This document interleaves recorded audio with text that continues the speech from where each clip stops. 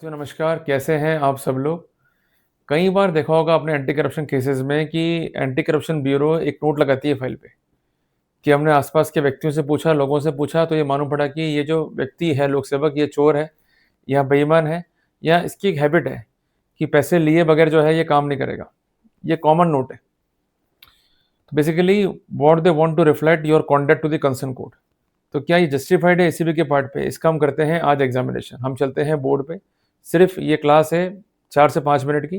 कुछ important points हैं ये आपको नोट डाउन कराऊंगा और करना क्या है ये आपको मैं स्पष्ट करने वाला हूँ। Directly we are moving on the board. कई बार देखा है कि एंटी करप्शन ब्यूरो जब ये नोट लगाती है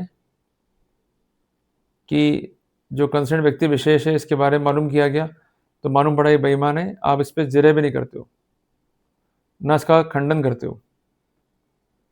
देखो बेसिकली अगर कोई फैक्ट वो लेके आ रहे हैं वो फैक्ट सही है या गलत है बात की बात है, पर वो आपके राइट्स को कंप्रेस कर रहा है या उसे अफेक्ट कर रहा है तो वहाँ पर ज़रूरी है दाखिल करना ऑब्जेक्शन, अदरवाइज़ आपको ही परजुरी कॉज होगी।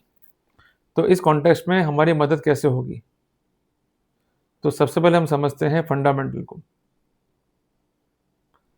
देखिए कानूनन आरोपी के कैरेक्टर की बैड एविडेंस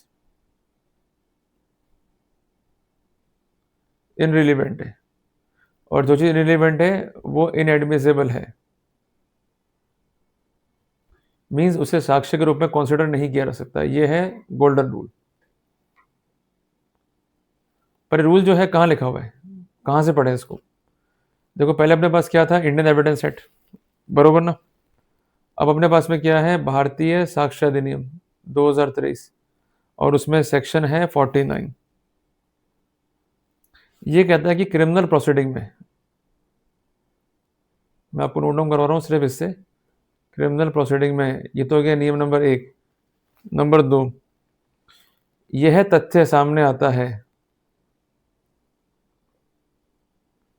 कि अक्यूज्ड का बैड कैरेक्टर है तो ये इनरिलीवेंट है। नोट कर लो जी। अब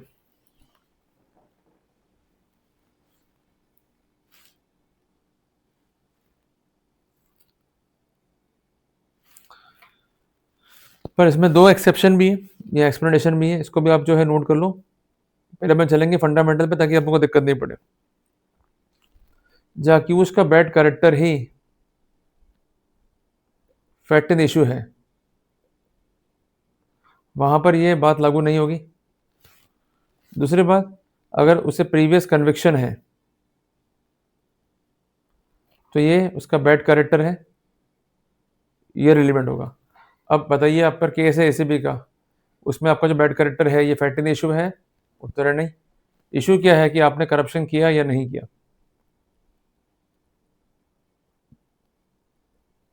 क्लियर हो गया? और इसके अलावा आप प्रीवियसली कन्विक्टेड भी नहीं है। एम आई राइट?